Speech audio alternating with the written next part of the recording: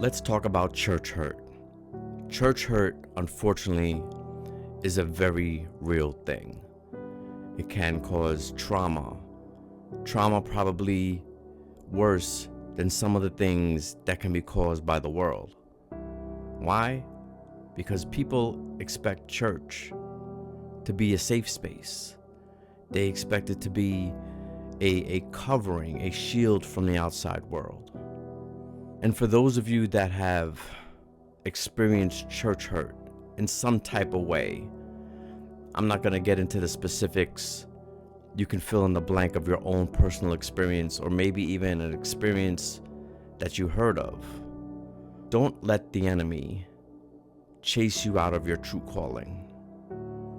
Don't let what happened just mark you for the rest of your life. Now, I'm not trying to downplay what happened. I'm not trying to say get over your experience of whatever it may have been. But what I am encouraging you to do is to heal from it. And to heal from it, sometimes you have to go through the pain to get beyond the pain. Think about it as when you get a cut on your arm. What is the first thing that anyone would tell you to do?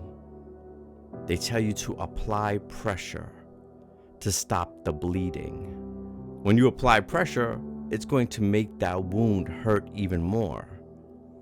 But in doing so, the healing process now begins. Church hurt is very real. And I just want to encourage you again, not to just tap out. Because maybe you were at a church and whatever that church hurt was, it turned you away from faith. It turned you away from believing in God, believing in Jesus, believing in the Holy Spirit. But let me break it down to you like this. Imagine your favorite restaurant. Your favorite, top one, not even top five, top one restaurant. Now, imagine your favorite meal from that restaurant, whatever it may be. You go to this restaurant, everything is set in place, the environment is great, service is great, you get the food, it tastes great, but then all of a sudden, you get food poisoning. Now, what do you do in this case? Do you stop eating that food altogether? Let's say it's steak, let's say it's chicken, let's say it's a pasta dish, whatever your favorite dish is. Do you stop eating that food altogether? Or do you just decide, maybe I'll give that restaurant one more chance? Or maybe I won't, and I'll just find someplace else to go to get fed. The same thing with a church. Let's say you had that church hurt, and it made you feel some type of way and traumatized you. Find someplace else to go. Let me put it into another scenario for you. Your favorite musical artist, your favorite rock band, whatever it is, your favorite artist, you love their music, you listen to it time and time again. You go to their concert. Again, environment is everything you expected it to be. Your seats are perfect. Your favorite artist gets on the stage. They play their hearts out, sing their hearts out, but they don't play your favorite song by them, or maybe even your favorite couple songs by them.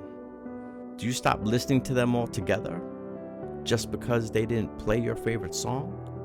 You continue to support that artist. You continue to listen to their music. I encourage you again to do the same thing with the church.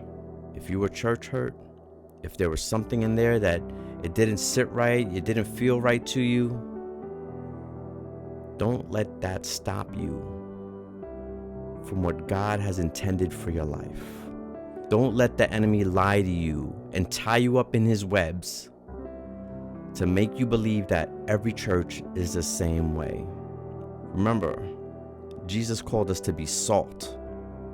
And sometimes when you rub salt on that wound, when you rub salt on your skin, it's gonna hurt. It's gonna be abrasive.